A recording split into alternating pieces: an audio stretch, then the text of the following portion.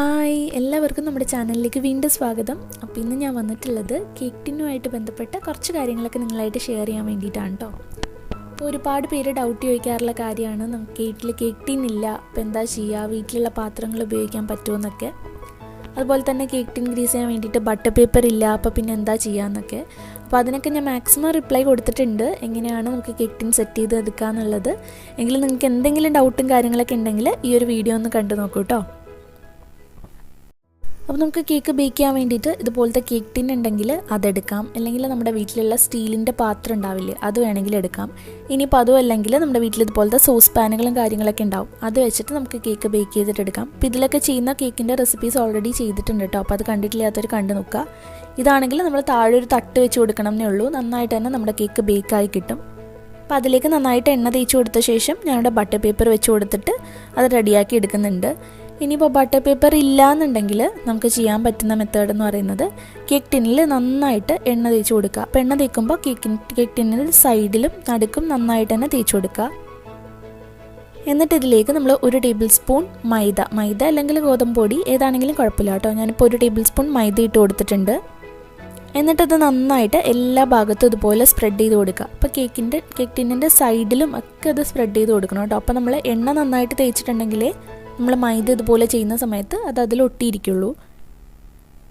നന്നായിട്ട് ഇതുപോലെ സ്പ്രെഡ് ചെയ്ത് കൊടുത്തിട്ട് ഇപ്പോൾ എല്ലാ ഭാഗത്തും നമ്മുടെ മൈദ വെച്ചിട്ട് കോട്ട് ചെയ്തെടുത്തിട്ടുണ്ട്. എന്നിട്ട് ഈ എക്സ്ട്രാ വരുന്ന മൈദ ഉണ്ടല്ലോ, അത് നന്നായി നമ്മൾ കേക്ക് ടിന്നിൽ നിന്ന് തട്ടിക്കളയണം. അപ്പോൾ എക്സ്ട്രാ ഒരുപാട് മൈദ നമ്മുടെ കേക്ക് ടിന്നിൽ ഉണ്ടെങ്കിൽ നമ്മൾ കേക്ക് ബേക്ക് ചെയ്യുമ്പോൾ അതിൻ്റെ മുകളിലൊക്കെ നിറയെ ആ പൊടിയിരിക്കും. അപ്പോൾ അതുകൊണ്ട് എക്സ്ട്രാ നന്നായിട്ട് തന്നെ ഈ മൈദ തട്ടിക്കളയാനായിട്ട് ശ്രദ്ധിക്കുക കേട്ടോ. അപ്പോൾ ഞാൻ നന്നായി ഇവിടെ തട്ടിക്കളഞ്ഞിട്ടുണ്ട്. അപ്പോൾ നന്നായി നമ്മുടെ കേക്ക് ടിൻ ഇതുപോലെ പൊടിയിൽ കോട്ട് ചെയ്തെടുത്തിട്ടുണ്ട്. അപ്പോൾ ഇതുപോലെ എടുത്തിട്ടുണ്ടെങ്കിൽ നമ്മുടെ കേക്ക് ഒട്ടും തന്നെ ഒട്ടിപ്പിടിക്കില്ല, നന്നായിട്ട് തന്നെ കേക്ക് ടിന്നിൽ നിന്ന് വിട്ട് കിട്ടും.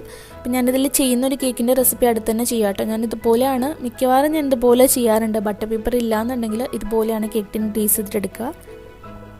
അപ്പോൾ നിങ്ങൾക്ക് ഇതുപോലെ നന്നായിട്ട് തന്നെ മൈദ വെച്ചിട്ട് നമുക്കിതുപോലെ ചെയ്തിട്ടെടുക്കാം. അപ്പോൾ ഒത്തിരി പേര് ഡൗട്ട് ചോദിച്ചപ്പോൾ ഞാൻ റിപ്ലൈ കൊടുത്തിട്ടുണ്ടായിരുന്നു മൈദ വെച്ച് ഇതുപോലെ ചെയ്യാമെന്ന്. ഇപ്പോൾ എനിക്ക് തോന്നുന്നു ചിലർക്ക് ഡൗട്ട് ഉണ്ടെന്ന് തോന്നുന്നു മൈദ എങ്ങനെയാണ് ചെയ്യാമെന്നുള്ളത്. അപ്പോൾ ഇത് കണ്ടപ്പം മനസ്സിലായി എന്ന് വിചാരിക്കുന്നു. ഇനി ചെയ്യാൻ പറ്റുന്ന വേറൊരു കാര്യം എന്ന് പറയുന്നത്, നമുക്കിപ്പോൾ ബട്ടർ പേപ്പർ ഇല്ലെങ്കിൽ നമ്മുടെ വീട്ടിലുള്ള A4 സൈസ് പേപ്പർ നമുക്ക് ബട്ടർ പേപ്പറായിട്ട് യൂസ് ചെയ്യാം. അപ്പോൾ അതാണെങ്കിലും നമ്മളിതുപോലെ നമ്മുടെ കേക്ക് ടിന്നോ അല്ലെങ്കിൽ ഞാൻ പറഞ്ഞ പോലെ സ്റ്റീലിൻ്റെ പാത്രമോ എന്താണെങ്കിലും താഴെ എണ്ണ തേച്ച് കൊടുക്കുക. എന്നിട്ട് നമ്മൾ A4 സൈസ് പേപ്പർ ആ ഒരു വലിപ്പത്തിൽ നമ്മുടെ കേക്ക് ടിന്നിൻ്റെ വലിപ്പത്തിൽ നമ്മൾ കട്ട് ചെയ്തിട്ടെടുക്കുക. അപ്പോൾ കേക്ക് ടിന്നിൻ്റെ അടിഭാഗം വെച്ചിട്ട് നമുക്ക് ഒന്നെങ്കിൽ അളന്നിട്ട് വരച്ചിട്ട് നമുക്ക് വട്ടത്തിൽ കട്ട് ചെയ്തെടുക്കാം. അപ്പോൾ എങ്ങനെയാണെന്ന് വെച്ചാൽ ആ ഒരു ഷേപ്പിൽ നമുക്ക് കട്ട് ചെയ്തെടുക്കാം. കട്ട് ചെയ്തെടുത്തിട്ട് നമുക്ക് അത് കേക്ക് ടിന്നിൻ്റെ ഉള്ളിൽ വെച്ച് കൊടുക്കാവുന്നതാണ്. അപ്പോൾ ബട്ടർ പേപ്പർ ഇല്ലാത്തപ്പോൾ നമുക്ക് വേണമെങ്കിൽ A4 സൈസ് പേപ്പർ വെച്ചിട്ട് നമുക്ക് ബട്ടർ പേപ്പറായിട്ട് ചെയ്തിട്ടെടുക്കാം. അപ്പോൾ ഞാനിതുപോലെ വട്ടത്തിൽ കട്ട് ചെയ്തെടുത്തിട്ടുണ്ട്. എന്നിട്ട് ഇതിൻ്റെ ഉള്ളിൽ വെച്ച് കൊടുത്തിട്ട് ഇതിൻ്റെ മുകളിലായിട്ട് നമുക്ക് കുറച്ച് ബട്ടർ തേച്ച് കൊടുക്കാം, അല്ലെങ്കിൽ ഓയിൽ തേച്ചാലും കുഴപ്പമില്ല. ബട്ടർ തേക്കുകയാണെങ്കിൽ കുറച്ചുകൂടി നല്ലതാണ്.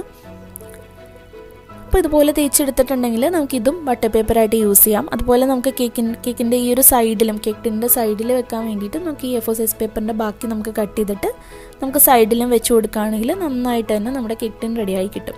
അപ്പോൾ ഈ രീതിയിലൊക്കെ നമുക്ക് കേക്ക് ടിൻ ഗ്രീസ് ചെയ്തെടുക്കാവുന്നതാണ്. ഞാൻ പറഞ്ഞ പോലെ നിങ്ങൾക്ക് വീട്ടിലെ സ്റ്റീലിൻ്റെ പാത്രത്തിലും കേക്ക് റെഡിയാക്കിയിട്ട് എടുക്കാവുന്നതാണ് ഈ ഒരു രീതിയിൽ ചെയ്യുകയാണെങ്കിൽ.